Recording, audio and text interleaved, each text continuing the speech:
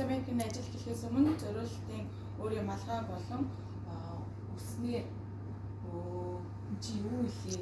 Торог малгай. Торсэдэг.